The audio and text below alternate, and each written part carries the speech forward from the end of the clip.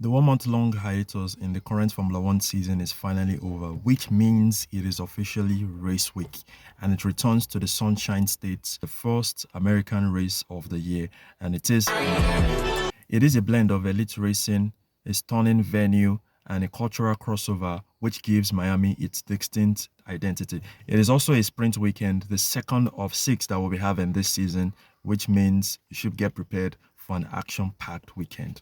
The Miami Autodrome made its Formula One debut in May 2022 at the Hard Rock Stadium complex, joining Austin to become the second US race on the calendar and the 11th different American venue to host a round of Formula One championship. It is a street track-like circuit with a length of 5.412 kilometers, 57 laps, and a distance of 308.326 kilometers, which features 19 corners, 3 long straights, and top speeds of over 350 kilometers per hour. The track has elevation changes. The main one is between turns 13 and 16, with the track heading over an exit ramp and under various flyovers across uneven ground. The turn 14 to 15 chicane has an uphill approach with a crest in the middle, which then drops down on exits. So, since it's the sprint weekend, the drivers are limited to just one practice session, which has been increased to 90 minutes as against the 1 hour that we usually have every race weekend. And it's because of the gap that the break has created, and also to understudy the new refinements to the regulations that has been brought by the FIA and the Formula One body. In case you missed out on what the new rules and the regulations are brought, you can check my last video for the breakdown to the amendment to the new regulations concerning that. So as against 1 hour, we'll be having 90 minutes. That's 1 hour and 30 minutes of practice session for the teams to understudy their machines and to get the maximum potential before getting into the sprint weekend proper. So 5 p.m. Nigerian time tomorrow, the practice session goes into full swing, and by 9:30 we get to see the qualifiers for the sprint, which gets to set the grid up for Saturday's sprint race itself by 5 p.m. Nigerian time. And by 9:30 on Saturday, we get to see the qualifiers for the race proper on Sunday, which is by 9 p.m. WAT.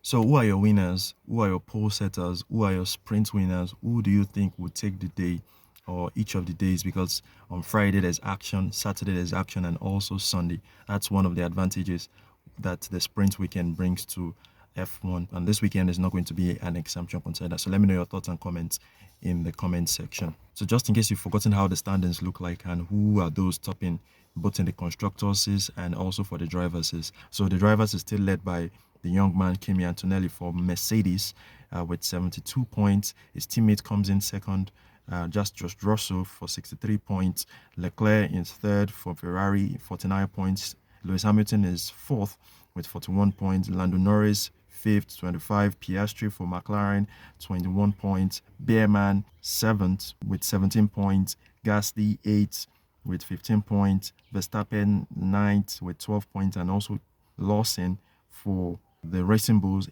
is 10th with 10 points in that. And for the constructors' standings, Mercedes are still leading the pack with 135 points. Ferrari are second, 90 points. McLaren are third, 46 points. Haas, 18. Alpine, Red Bull, Racing Bulls, Audi, Williams, Cadillac, and Aston Martin in that fray. In other news, Audi has announced a new racing director. Remember, just about a month ago, they parted ways with Jonathan Whitley, but this time there's somebody filling the racing director position, which is Alan McNish. The Scot is set to take over operation duties from this weekend in the Miami Grand Prix. So don't be surprised when you get to see the cameras pan on him in the Audi paddock. Lastly, we've got the return of a race city and a race venue back to the calendars of Formula One ahead of next season. It's one that a lot of people know, and it's the Istanbul Park. That's the Turkish Grand Prix, who have agreed a deal to return and host races for a 5-year deal. Now, this race was last held in 2021, won by Valtteri Bottas in Mercedes, who now drives for Cadillac. But this venue was iconic in 2020 when Lewis Hamilton, I'm very sure F1 fans remember this, Lewis Hamilton clinched his 7th World Drivers' Championship title to equal Michael Schumacher's all-time record, and it's iconic for him. A lot of F1 fans absolutely love this race venue, so we can't wait to have the Turkish Grand Prix back in F1. So that's pretty much everything you need to know in Formula One and ahead of the race weekend from Friday. So I can't wait to get into every bit of it. Let me know your thoughts and comments in the comment section. Meanwhile, there's been reports that the race might be disrupted or cancelled because of race day on Sunday. The forecast team have it that there's said to be extreme weather condition ahead of race day. Hopefully it doesn't happen. Hopefully things just pan out the way we are meant to see it at the Miami Grand Prix on Sunday. So hopefully all of this doesn't come into fruition and we get to have a smooth race for ourselves. I'll see you in my next video. That will be the review of all of the action from this weekend. Cheers.